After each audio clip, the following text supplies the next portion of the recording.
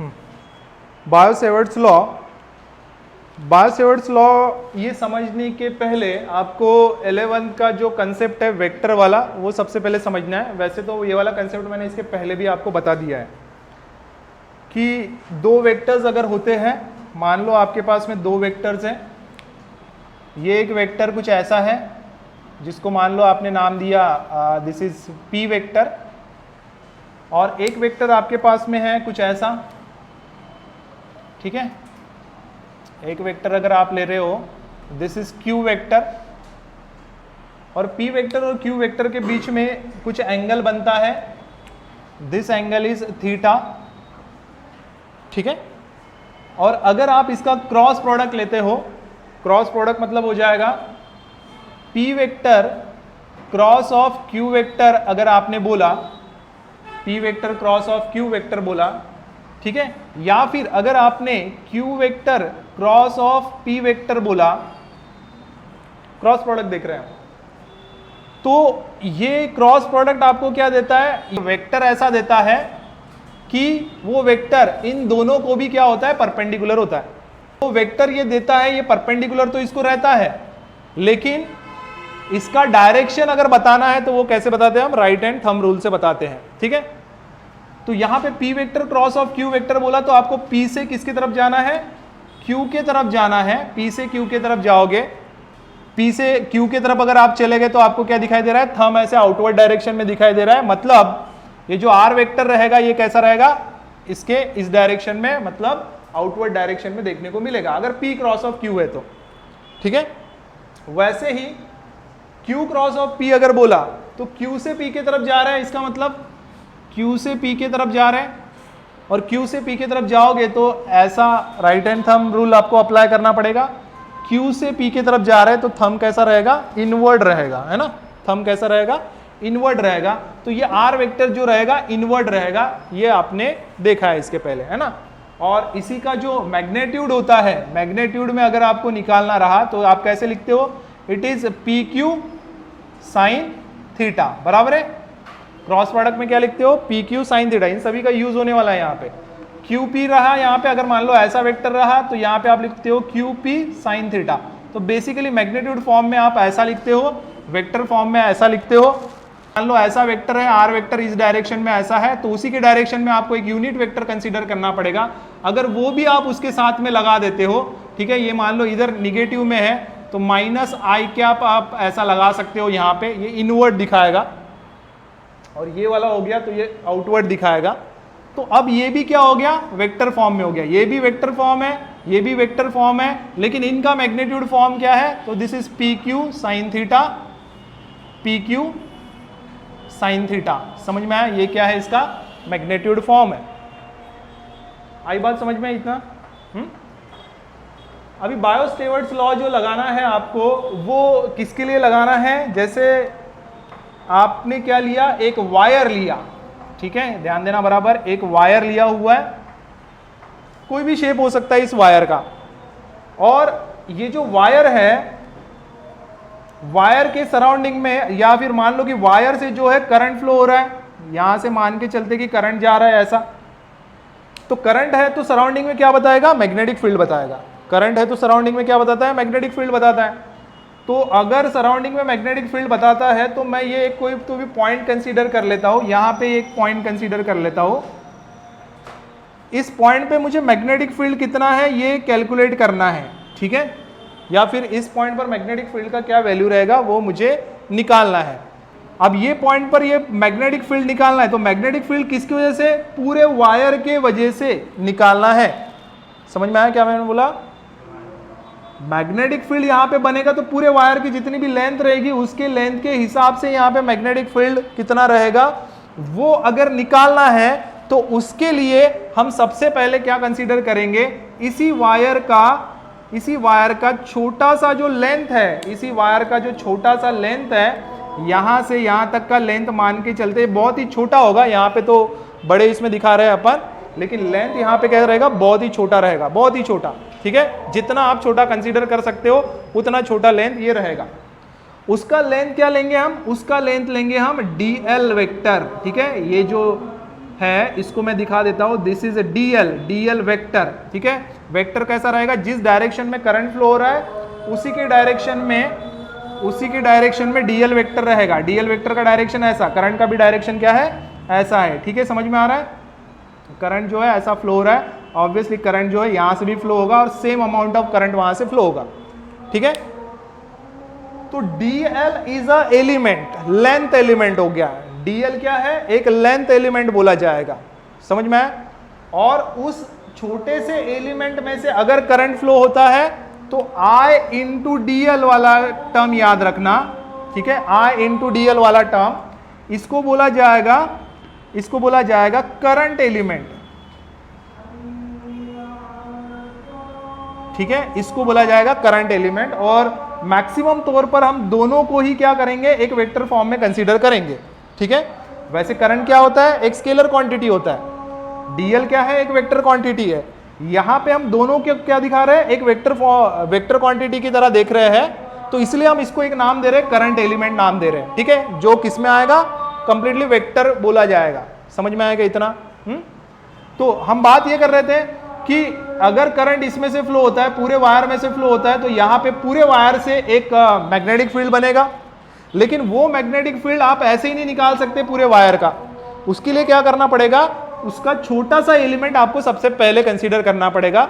ये छोटे से एलिमेंट मतलब डीएल इतने से एलिमेंट की वजह से जो छोटा सा मैग्नेटिक फील्ड बनेगा उसको हम डीबी वेक्टर जो है वो बोल रहे हैं।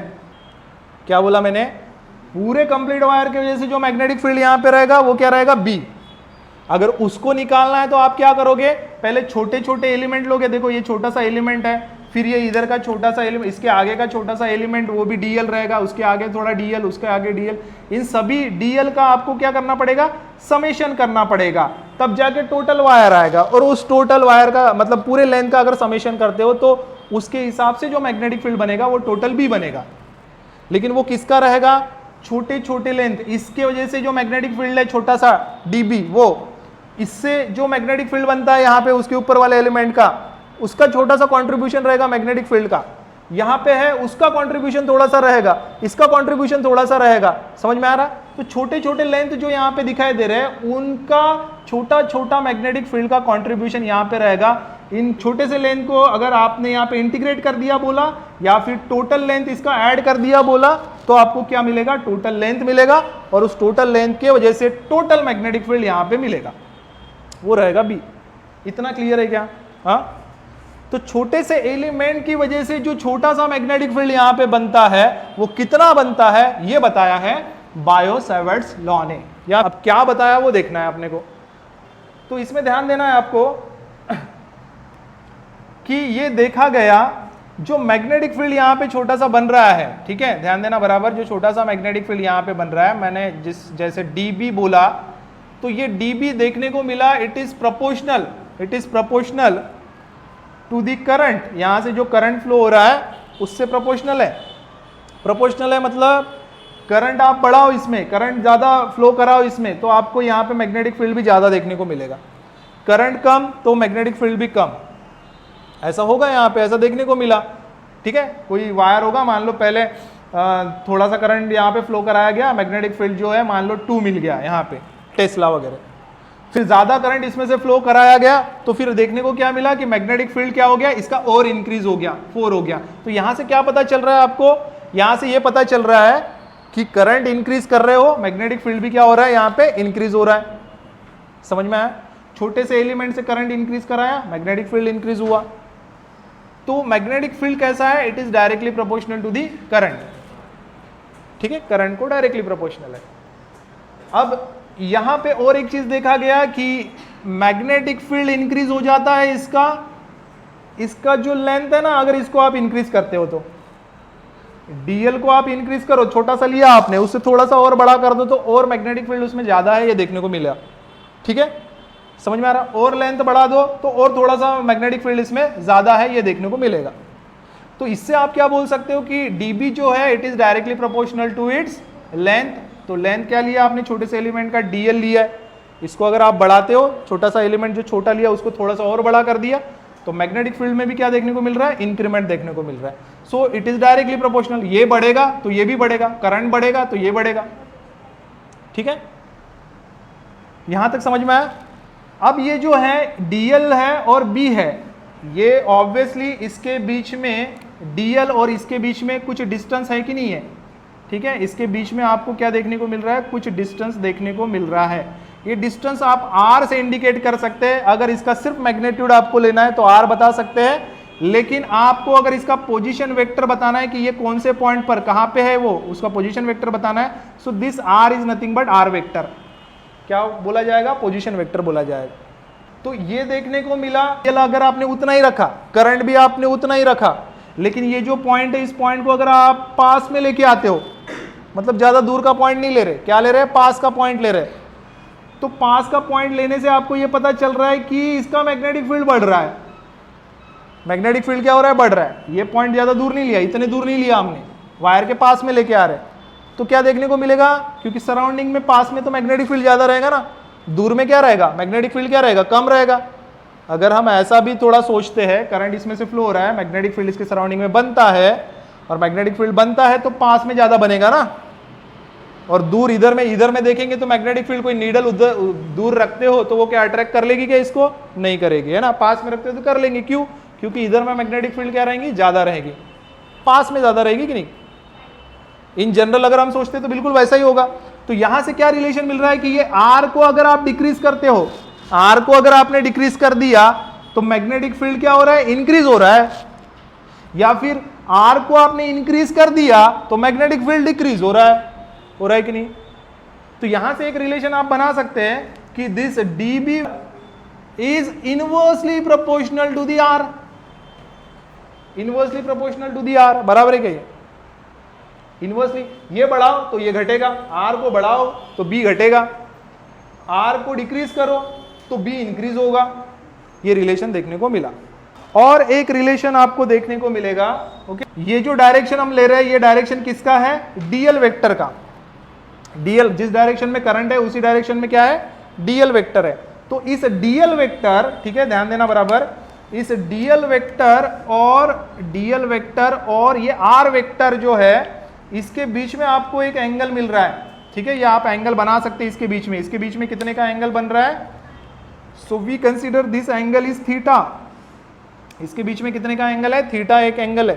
तो आपको ये देखने को मिलेगा कि ये मैग्नेटिक फील्ड जो है ना वो बढ़ता है, मैग्नेटिक फील्ड बढ़ता है, कैसे बढ़ता है, तो मैग्नेटिक फील्ड बढ़ता है अगर आपने उसका साइन ऑफ एंगल थीटा, मतलब यहां पे देखो साइन ऑफ थीटा लिया है हमने, यहां पे अगर आप थीटा का वैल्यू बढ़ाते हो, ठीक है, इसके और इसके बीच में का एंगल बढ़ाते हो, ठीक है, मतलब जैसे 0 है, 10 रहेगा, 20 रहेगा, 30 रहेगा, ये किस में पुट करना है, साइन वाली वैल्यू में।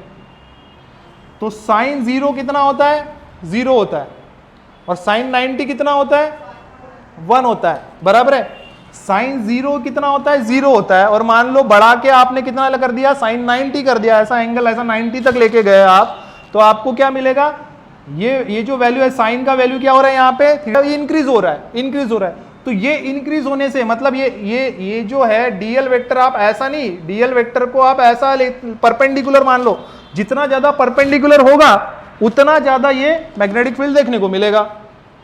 समझ में आया क्या, ऐसा रहेगा डीएल वेक्टर तो मैग्नेटिक फील्ड उस पॉइंट पर, मतलब ये ऐसा वाला हो गया, ये डीएल वेक्टर ऐसा है, यहां से यहां तक ऐसा ले रहे हो, और इसी पॉइंट पर, मतलब इसके ये वाले पॉइंट पर आप मैग्नेटिक फील्ड देखना चाहते हो, ये वाले पर, पैरेलल वाले पॉइंट पर, तो ये पैरेलल वाले पॉइंट पर आपको मैग्नेटिक फील्ड जो है वो कम देखने को मिलेगा। जैसे आप इसका एंगल थोड़ा थोड़ा बढ़ाते हो ऐसा, तो आपको क्या दिखेगा, ये वाली सिचुएशन कौन सी, ये वाली सिचुएशन में आपको मैग्नेटिक फील्ड ज्यादा देखने को मिलेगा, क्योंकि करंट फ्लो हो रहा है, मैग्नेटिक फील्ड बनेगा तो ऐसा बनेगा यहां पे, और वो वाली सिचुएशन, आड़ी वाली सिचुएशन लिए थे ऐसे लेंगे हम यहाँ पे, इधर में मैग्नेटिक फील्ड क्या देखने को मिलेगा, कम देखने को मिला, रहेगा भी तो क्या रहेगा, कम रहेगा, इधर में ज्यादा रहेगा, फिर वैसा बात समझ। जो डीएल है ये बेसिकली ये एंगल आप बोल सकते हैं, इसी डायरेक्शन में अगर डीएल रहेगा तो मैग्नेटिक फील्ड कम देखने को मिलेगा, और अगर मान लो कंप्लीटली परपेंडिकुलर हुआ तो फिर मैग्नेटिक फील्ड यहाँ पे ज्यादा देखने को मिलेगा, ठीक है। और परपेंडिकुलर कैसे होगा,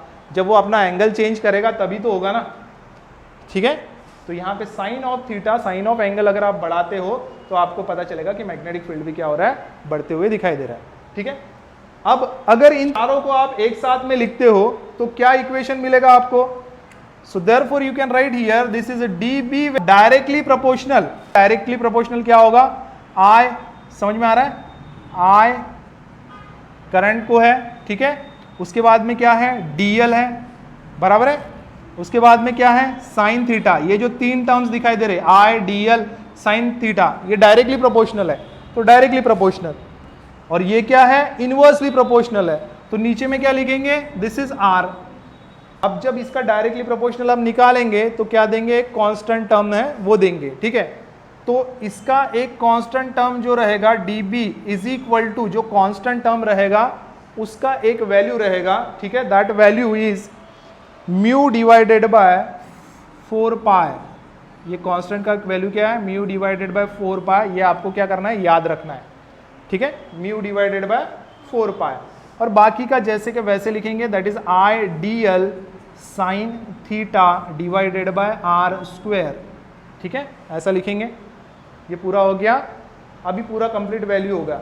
लेकिन इसको भी हम कैसा लिखेंगे? अभी वेक्टर फॉर्म में लिखेंगे। ये हो गया मैग्नीट्यूड फॉर्म, इसको क्या लिखने वाले? वेक्टर फॉर्म में, ठीक है। तो बराबर ध्यान देना, वेक्टर फॉर्म में क्या होगा? ये देखो dB जो है यहां पे दिखाई दे रहा है, dB मतलब मैग्नेटिक फील्ड। करंट अगर इस डायरेक्शन में जा रहा है तो मैंने बताया था कि आप राइट हैंड थंब रूल से मैग्नेटिक फील्ड का डायरेक्शन निकाल सकते हैं।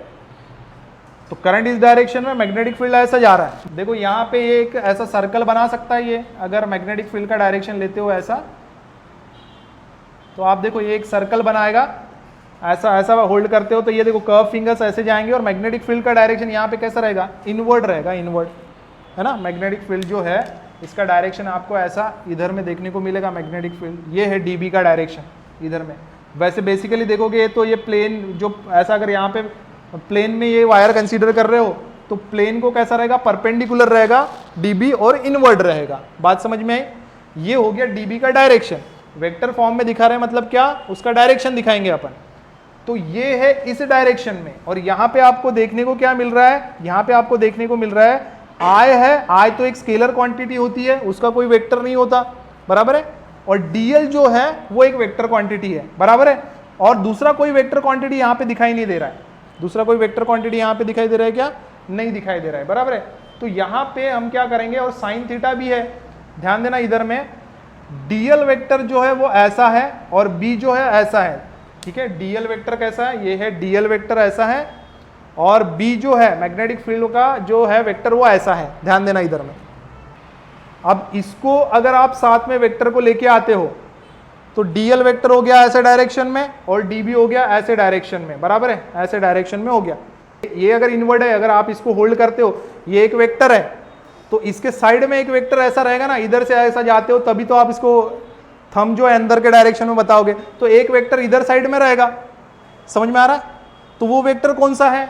ये देखो यहाँ पे वो वेक्टर इधर साइड में कौन सा है? तो आर वेक्टर है क्या? ये डायरेक्शन में कौन सा वेक्टर बता रहा है? आर वेक्टर बता रहा है। आर वेक्टर है, इसका डायरेक्शन अगर यहां पे लेते हो तो ये आर वेक्टर ऐसा रहेगा, ओके।